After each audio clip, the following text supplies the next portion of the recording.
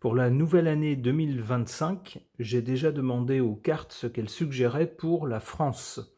Je voudrais maintenant demander aux cartes ce qu'elles suggèrent au sujet des pays voisins de la France avec lesquels la France a beaucoup d'interactions.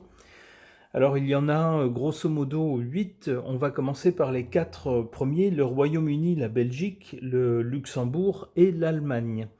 Alors je demande d'abord aux cartes ce qu'elles peuvent dire pour 2025 au sujet du Royaume-Uni.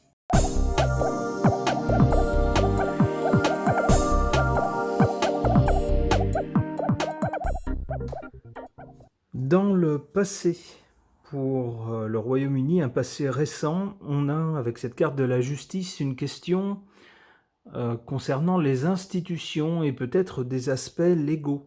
Alors j'y verrai la sortie du Royaume-Uni du club des 12 étoiles, qui a effectivement fait l'objet de négociations assez laborieuses entre les institutions de ce royaume, le Royaume-Uni, et des institutions du club des 12 étoiles. Ça a été assez laborieux, mais du coup le pays est sorti du club. Pour le présent, avec le pendu, on voit une situation suspendue, littéralement. C'est ce que nous dit cette carte, c'est-à-dire que beaucoup de choses sont un peu comme sur pause, un peu en attente. C'est-à-dire que le pays est sorti d'un club dont il faisait partie, alors maintenant il faut qu'il se repositionne par rapport à ce club, aux pays membres de ce club, et par rapport aussi au reste du monde. C'est ce qu'il est en train de faire, mais il y a donc une période de transition, un peu de flottement. Alors, le pendu nous dit aussi que, du coup, comme ce pays, ce royaume est sorti du club des 12 étoiles, son point de vue change. Il n'a plus les mêmes intérêts, il n'a plus forcément les mêmes relations avec les autres pays. Il peut maintenant décider de sa propre destinée, on peut dire, et de la qualité des relations qu'il souhaite entretenir ou pas avec tel ou tel pays. On a donc un point de vue qui est changé maintenant que le pays est sorti du club. Puisqu'on parle de changement, c'est ce qui attend, semble-t-il, ce pays dans un avenir proche, avec la roue de fortune. Des choses vont changer, alors on va voir avec des cartes qui vont suivre, on va voir dans quel sens. Alors je vois déjà, moi sur cette carte, en haut de la roue, qui va tourner, on voit une personne avec une couronne, ce qui fait penser au monarque actuel, mais le fait que cette roue tourne pourrait laisser penser que ce monarque ne serait bientôt plus à son poste, ne serait bientôt plus le roi de ce pays, il serait remplacé par quelqu'un d'autre.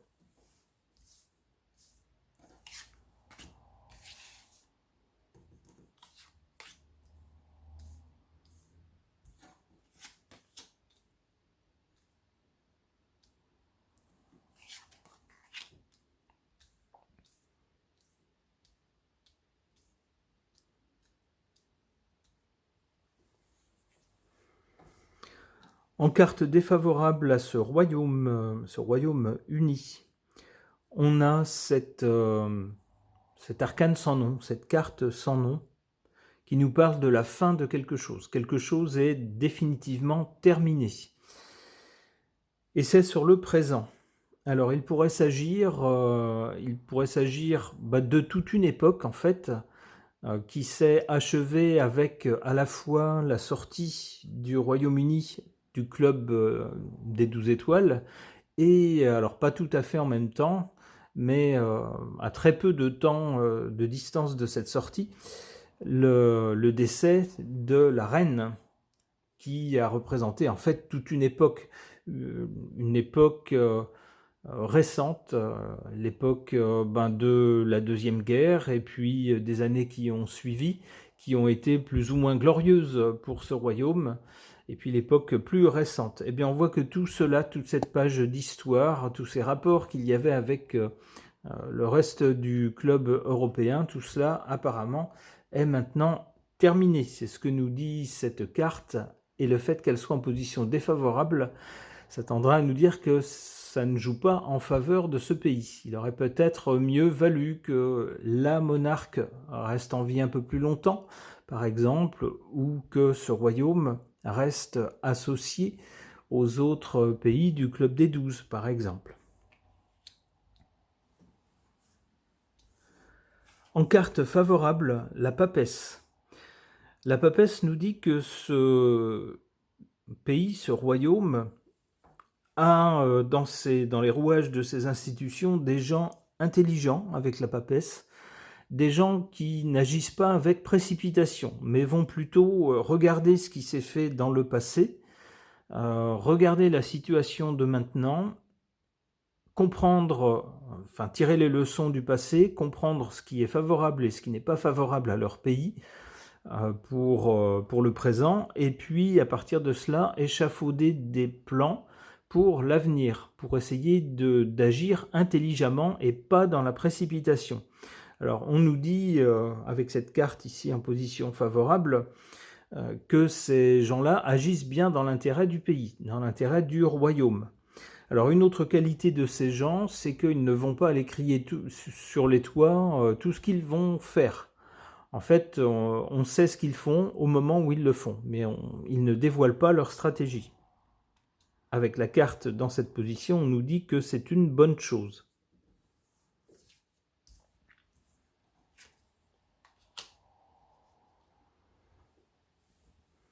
Alors, concernant l'avenir de ce pays, de ce royaume, on a d'abord donc la roue de fortune qui évoque un changement. J'y voyais peut-être un changement de monarque à venir dans un avenir assez proche finalement.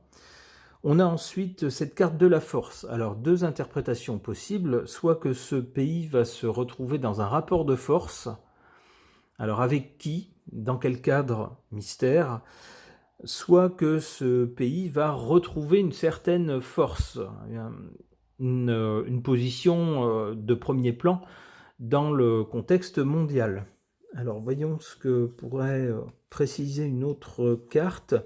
Ouais, c'est bien ça. C'est bien cette, à mon avis, cette deuxième interprétation qu'il faut retenir, puisqu'on a ici la carte du monde, qui nous parle bien d'un rapport avec le reste du monde. Et puis également, cette carte du monde nous parle d'un achèvement de quelque chose qui est mené à son terme avec succès. Et du coup, on peut passer à une étape suivante. Donc on verra bien un changement de monarque pour ce pays.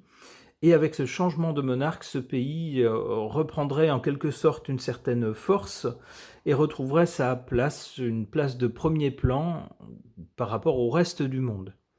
Ok.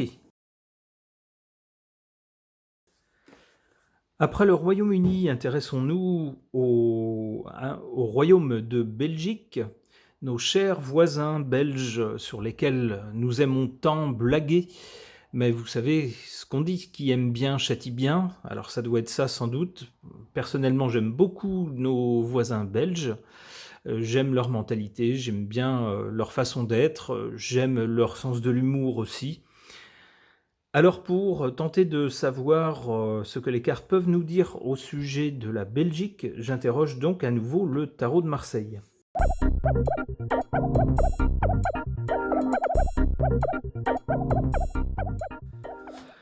Alors, qu'est-ce que ces cartes suggèrent au sujet de la Belgique ? D'abord, on a ici, du côté de l'origine, avec le pape, quelqu'un d'important qui fait autorité, mais plus une autorité morale qu'une autorité avec un pouvoir réel par rapport au pays. Plutôt une autorité morale, mais c'est quelqu'un qui a une certaine sagesse et qui, semble-t-il, est écouté, même si c'est quelqu'un qui n'a pas un pouvoir temporel. Alors j'y verrais le roi de Belgique. Le roi de Belgique qui, malgré tout, il n'y a plus tant que ça de famille royale en Europe, il en reste quelques-unes malgré tout. Certaines n'ont plus qu'un titre honorifique, même malgré tout, ça reste pour ce pays quelqu'un qui est écouté. C'est lui que je verrais dans ce rôle-là. Et malgré tout, c'est quelqu'un qui, en dépit des différences entre les deux entités fédérales, on pourrait dire, de Belgique, la Wallonie et la Flandre, c'est quelqu'un qui malgré tout constitue une sorte de fil rouge de ciment pour ce pays. Pour le présent, on a cette carte de la force pour la Belgique. Alors je ne suis pas étonné. La Belgique, malgré un système qui, à nous Français, nous paraît très complexe, un empilement en fait de différentes administrations, on pourrait dire, différents niveaux administratifs, avec le côté fédéral de ce pays, donc avec des décisions qui sont très difficiles à prendre, des méandres administratifs très très compliqués. On pourrait penser que c'est quelque chose qui étoufferait un peu ce pays. Eh bien pas du tout. Si on regarde la progression de la richesse par habitant, par exemple, de ce pays, eh bien on voit que c'est un pays qui se classe haut, en haut du classement, et bien au-dessus, par exemple, du niveau français. C'est un pays qui s'en sort tout à fait bien, c'est un pays très fort, alors que c'est un pays qui est, par exemple, plus petit que l'Allemagne, que le Royaume-Uni, que la France. Eh bien, malgré tout, ce pays s'en sort très très bien, c'est un pays très fort. Pour l'avenir, avec cette carte du monde, on peut penser que la Belgique va continuer à jouer un rôle central comme elle le joue actuellement, avec le siège de l'Union européenne qui est à Bruxelles. La Commission est située à Bruxelles, ce qui donne une importance particulière à ce pays et qui le place au cœur des échanges européens. Eh bien, c'est ce que nous confirme cette carte du monde. Il semble que ce pays, d'une façon ou d'une autre, même si les institutions européennes changent ou évoluent, ce pays semble rester, si j'ose dire, au cœur du monde. C'est-à-dire bien relié à tous les pays qui l'entourent, sans favoriser les uns ou les autres, mais en essayant d'être juste avec tout le monde, et avec des relations qui se passent, ma foi, très bien. C'est ce que nous dit cette carte.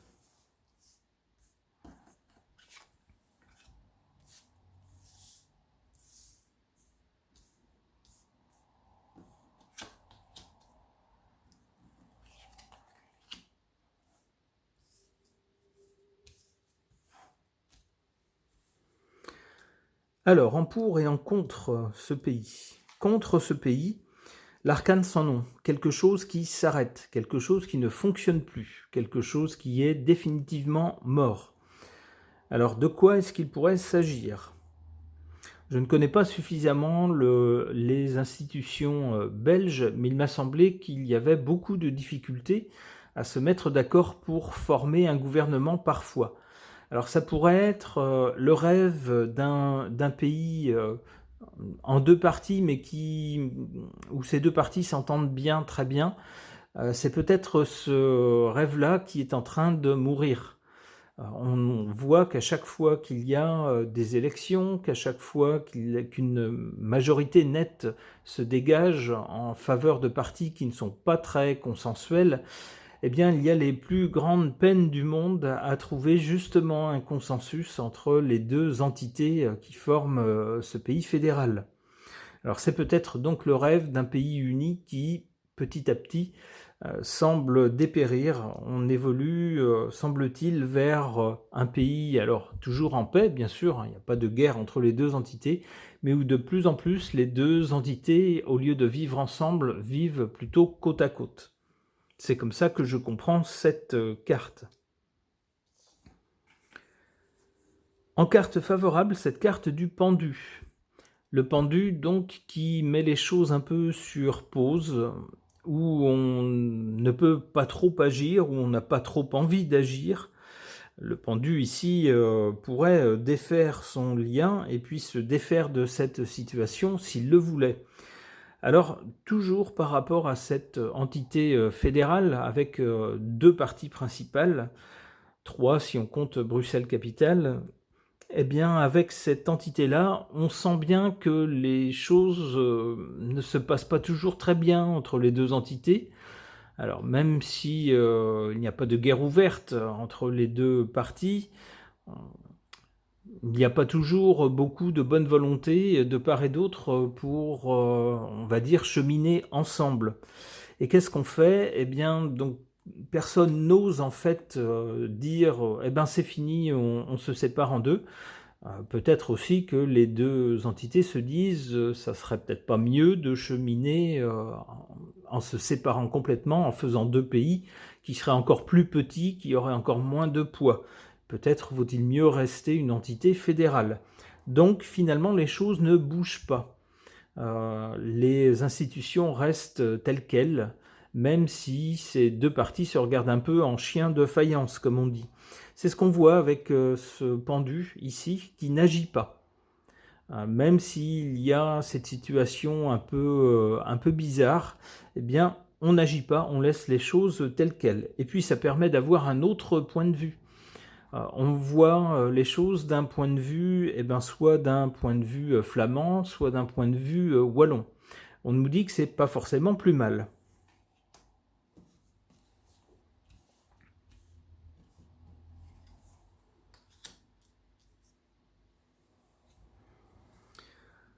Alors, du côté de l'avenir, on a d'abord cette carte du monde qui semble consacrer un rôle réussi de la Belgique par rapport à, on va dire, une économie mondialisée. La Belgique sait très bien tirer son épingle du jeu, contrairement à certains de ses pays voisins qui pourtant sont plus grands. Eh bien, la Belgique a un niveau de vie très élevé, elle y parvient, alors que c'est un pays qui est plus petit, mais qui se tire très bien d'affaire.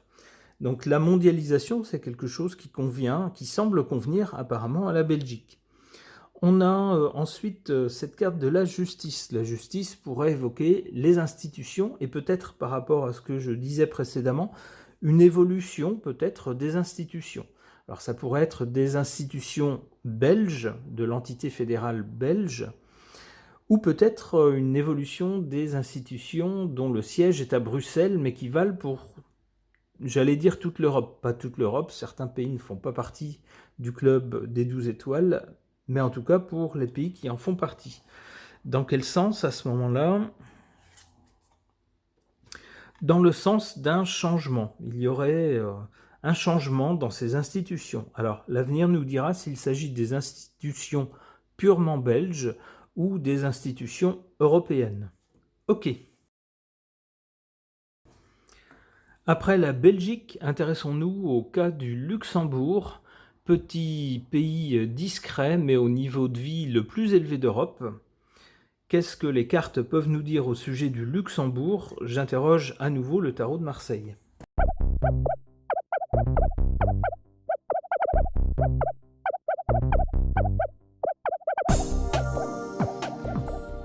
Alors ici, du côté de l'origine avec le mat, on a, c'est ce que semble suggérer cette carte, un pays pas comme les autres qui a suivi un chemin original. Ben oui, si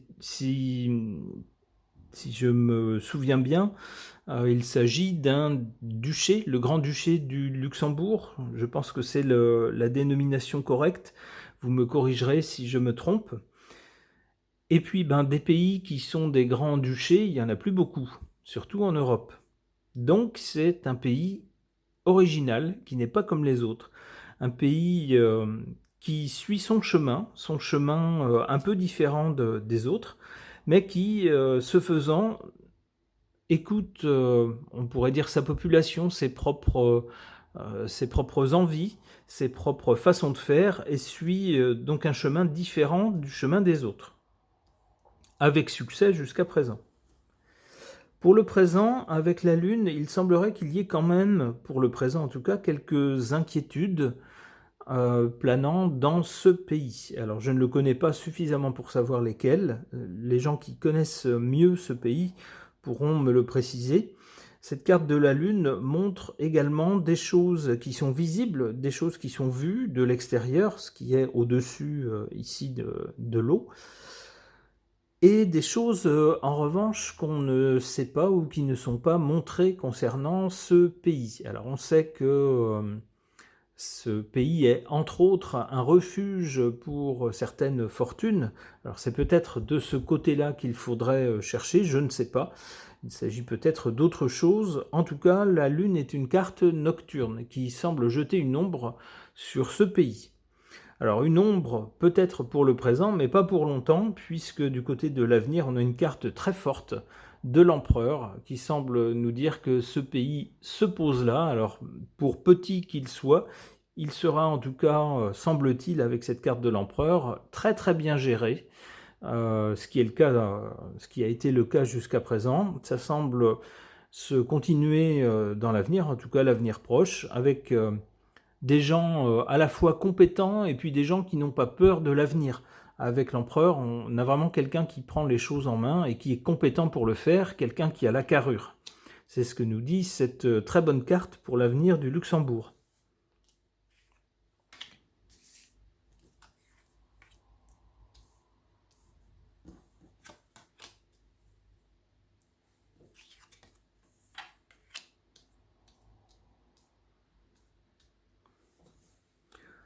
En carte défavorable pour ce pays, le Luxembourg, cette carte de la force qui est en position faible, on aurait donc peut-être une faiblesse de ce pays, un pays qui peut-être n'arrive pas à s'imposer par rapport aux autres. Alors c'est vrai que ce pays fait partie du club des 12 étoiles et de par sa petitesse, c'est pas un pays qui a beaucoup de poids dans les décisions. C'est peut-être là que le bas blesse pour ce pays. C'est un pays qui ne peut pas imposer ses décisions. Alors même si on se souvient, il y a quelques années, d'un dirigeant luxembourgeois qui avait une attitude assez truculente dans les institutions européennes. Un certain Jean-Claude. Bon, ce monsieur ne s'y trouve plus maintenant. Et peut-être qu'il y a un manque de représentation ou un manque de poids de ce pays dans les institutions européennes. Et on nous dit avec cette carte dans cette position-là que ça ne sert pas ce pays, ça le dessert. En revanche, ce qui est favorable à ce pays, avec la carte du diable, c'est bien les questions d'argent. Je vous en parlais tout à l'heure. C'est un pays qui est très bien géré et qui attire pas mal de fortune, qui ailleurs dans d'autres pays sont très taxés et qui semble-t-il dans ce pays le serait moins. On a également des salaires très élevés, un niveau de vie très élevé qui va avec des salaires très élevés dans ce pays, et bien sûr l'argent attire l'argent. C'est ce que nous dit cette carte en position favorable.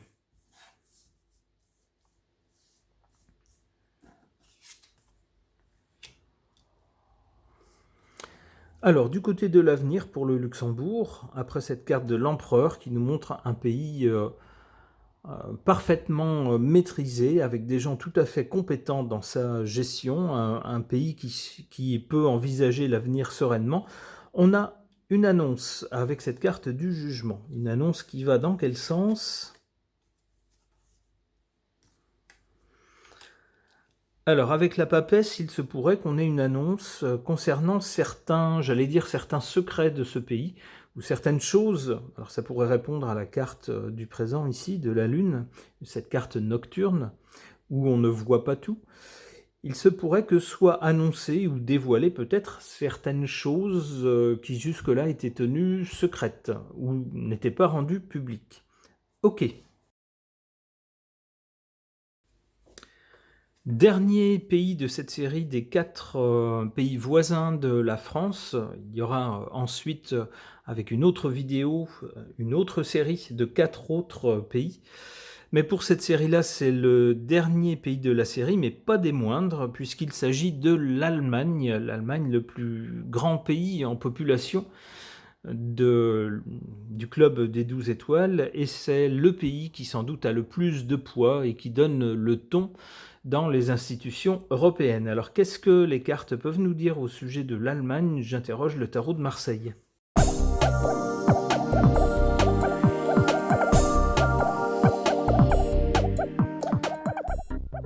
Alors, qu'est-ce que ces cartes suggèrent au sujet de l'Allemagne ? Alors, on voit ici dans le passé, avec cette carte de la justice, une carte qui peut faire penser aux institutions d'un pays. Alors, d'un pays ou d'un continent. En effet, l'Allemagne est très présente dans les institutions européennes, alors que ce soit avec ses représentants, on a beaucoup de personnes de nationalité allemande à des postes clés des institutions européennes. Donc, alors, Certains diront que pour cette raison, les choix qui sont faits par les institutions européennes sont plutôt pro-allemands, par le biais de ces personnes. Alors je laisse chacun juge. Alors évidemment, lorsqu'on est dans un autre pays, on est toujours prompt à accuser l'autre d'être responsable de ses malheurs. Alors, il faut aussi prendre sa part, hein. C'est toujours un peu facile d'accuser les autres. Mais bon, on a cet état de fait. Il y a beaucoup de personnes de nationalité allemande à des postes clés. Alors c'est assez logique aussi, puisque l'Allemagne étant le plus gros pays, c'est aussi celui qui donne le plus d'argent aux institutions européennes. Il est normal donc qu'il y soit très représenté. Donc j'y verrai avec cette carte-là le poids de ce pays dans les institutions européennes. Alors pour le présent, on a avec la Maison Dieu un écroulement, une catastrophe.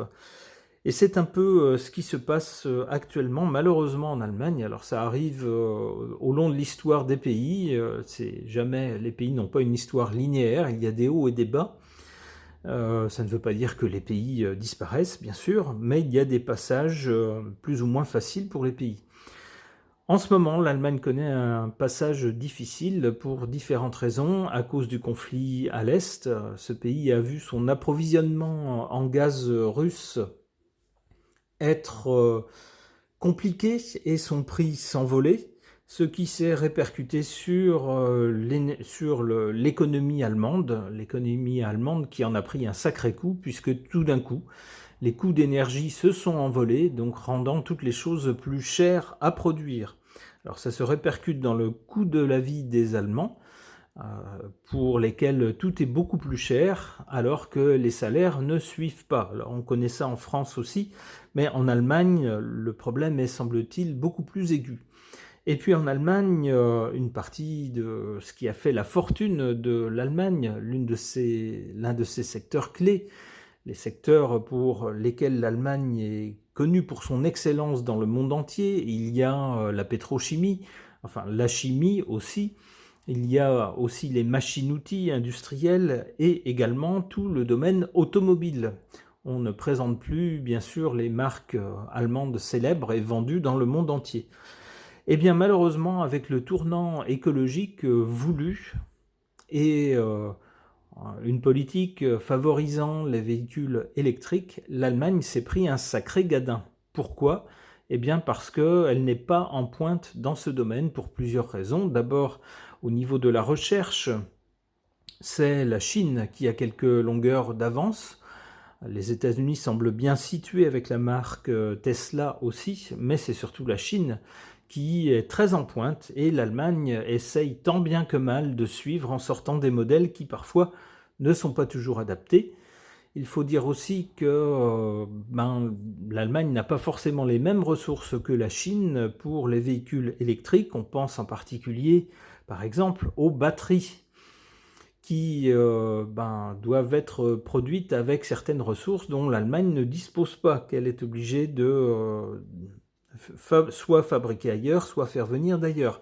Ce qui n'aide pas, bien sûr, cette industrie qui est en train de connaître un revers sévère. Alors, l'Allemagne se rend compte que peut-être il aurait fallu prendre d'autres décisions ou échelonner un peu plus dans le temps les décisions qui ont été prises au niveau européen et dans un premier temps encouragées sans doute par le gouvernement allemand.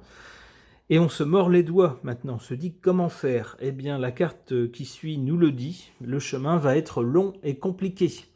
Avec l'ermite, on a bien un appauvrissement, mais on a également un personnage qui suit un chemin authentique, le bon chemin.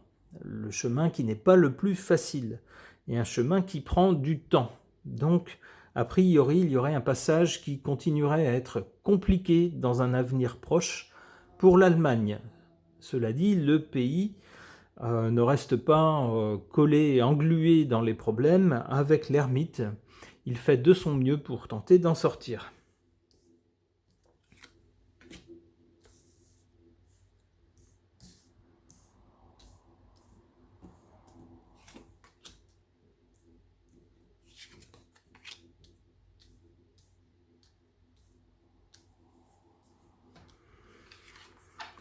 En défaveur de l'Allemagne, cette carte du diable, le diable fait miroiter des tas de belles choses pour qu'on signe en bas du document, et une fois qu'on a signé, on se rend compte qu'on s'est fait avoir. C'est un peu ce que je vous expliquais avec les belles options écologiques prises par alors l'Allemagne elle-même, les autorités allemandes elles-mêmes, mais aussi au niveau européen, où on se disait chouette, chouette, chouette, on va montrer au reste du monde qu'on est des bons élèves, qu'on ne pollue pas et que tout va bien. Eh bien, on se rend compte maintenant qu'on est peut-être allé un peu vite et qu'on n'a peut-être pas trop réfléchi aux conséquences. Et le résultat, c'est qu'on est pris à notre propre piège. Et ça vaut surtout pour l'Allemagne. L'Allemagne qui a fermé peut-être un peu vite, fait peut-être une croix un peu rapide sur les centrales nucléaires. Oh là là, le nucléaire, c'est pas beau, c'est dangereux. Oh là là, ça c'est pour les vilains, pour les méchants, c'est pas pour nous. Nous, on est vertueux. Eh bien oui, mais qu'est-ce qu'on fait quand on n'a plus non plus de gaz, ou alors qu'il faut le payer des fortunes parce qu'il y a un conflit à l'Est, qu'on n'a plus de centrales nucléaires? Qu'est-ce qu'on fait? Eh bien, on est obligé soit de rouvrir des centrales à charbon qui polluent beaucoup, soit d'acheter de l'électricité aux voisins français. Mais cette électricité est produite avec les centrales nucléaires. Voilà, voilà. Donc avec le diable, on a été séduit par une belle idée, mais à l'arrivée, on se retrouve coincé. Et coincé même financièrement. L'Allemagne rame avec des coûts de production, des coûts de la vie qui s'envolent. C'est ce que nous dit cette carte du diable, ici en position défavorable. Mais l'Allemagne peut compter, semble-t-il, avec cette carte de la papesse, ici en position favorable, peut compter sur des gens intelligents, des gens qui, par rapport au présent, vont garder la tête froide, regarder ce qui fonctionne, regarder ce qui ne fonctionne pas, pourquoi ça ne fonctionne pas, quelles sont les ressources du pays pour pouvoir y remédier, regarder également vers le passé, ce qui a fonctionné dans le passé et sur lequel on a peut-être fait une croix un peu vite. Et ces gens-là vont, ma foi, à partir de toutes ces données, échafauder des stratégies pour l'avenir du pays. Alors ce sont des gens qui, prudemment, ne vont pas dévoiler les choses sur lesquelles ils travaillent et lanceront les choses une fois que tout sera bien mis en place. C'est ce que nous dit cette carte de la papesse. Donc on peut penser que des gens sérieux en Allemagne prennent la mesure de ce qui arrive maintenant au pays et travaillent déjà à des lendemains, on va dire, plus productifs pour le pays et qui sortiront le pays de sa crise.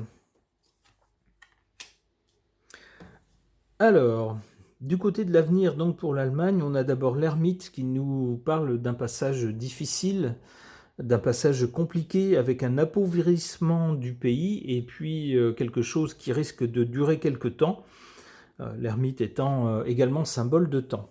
Ensuite, on a cette carte qui n'a pas de nom, cet arcane sans nom, qui nous parle d'un arrêt ou d'une rupture de quelque chose, un arrêt brutal, franc et brutal. Quelque chose s'arrête définitivement pour passer ensuite à autre chose. Alors, à quoi ?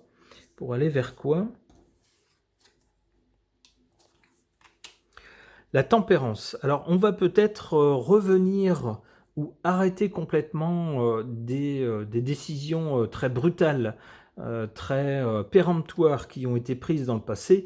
On peut penser par exemple à des dates butoirs pour l'arrêt de fabriquer des voitures à moteur thermique. Ça peut être ça. Vous voyez ce genre de décision, ou la décision par exemple de ne surtout plus acheter de gaz aux grands pays de l'Est. Oh là là, qu'il est vilain ce pays.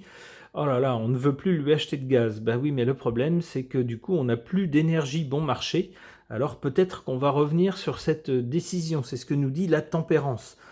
On peut revenir à une politique, on arrête la politique des décisions brutales et on revient vers quelque chose de plus tempéré, quelque chose de plus réaliste. Ben oui, on ne l'aime pas, ce grand pays, mais malgré tout, il nous fournissait de l'énergie à un prix d'amis, ce qui nous permettait de nous en sortir. Alors peut-être, justement, va-t-on revenir à des négociations, à des relations plus tempérées avec ce grand pays. C'est comme ça que je comprends cette carte. Une dernière carte pour l'Allemagne. Le jugement, donc, on aurait ensuite des annonces qui seraient faites. Alors ça irait bien dans ce sens-là. On verra si les événements confirment ou pas cette interprétation des cartes.